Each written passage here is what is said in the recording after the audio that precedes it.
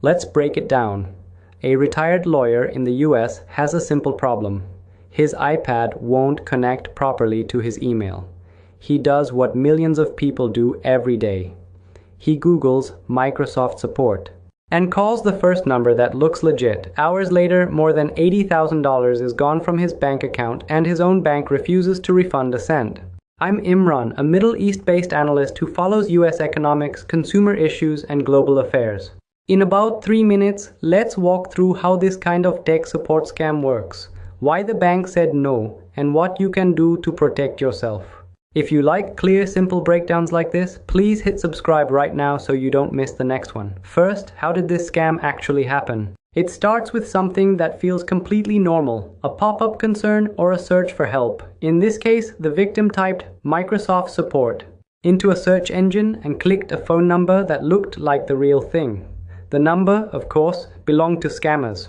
On the phone, they sounded professional and patient. They asked him to install remote access software so they could fix his iPad and email. Once they had remote control of his device and access to his accounts, they moved the scam to the next phase, fake bank fraud alerts. They told him his accounts had been compromised and that the only way to protect his money was to move it urgently into new, safe accounts. Under pressure and trusting the people he believed were saving him from hackers, he followed their instructions, initiating legitimate transfers himself. By the time he realized what had happened, the money was gone. Quick pause here. If this kind of breakdown helps you understand what's behind the headlines, please like the video and make sure you're subscribed. It really helps the channel grow and tells me to keep making more videos like this. Second, why did the bank refuse to refund him? This is the part that shocks most people. Your instinct is, it's fraud, the bank should give the money back.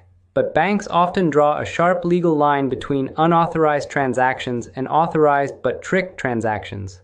If a criminal breaks into your account and moves money without your action, for example, steals your card and uses it, the law in many countries gives you strong protection.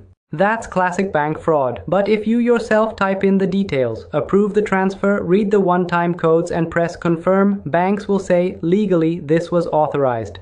You were deceived, but you weren't hacked in the technical sense. In many cases, that shifts the loss onto the customer.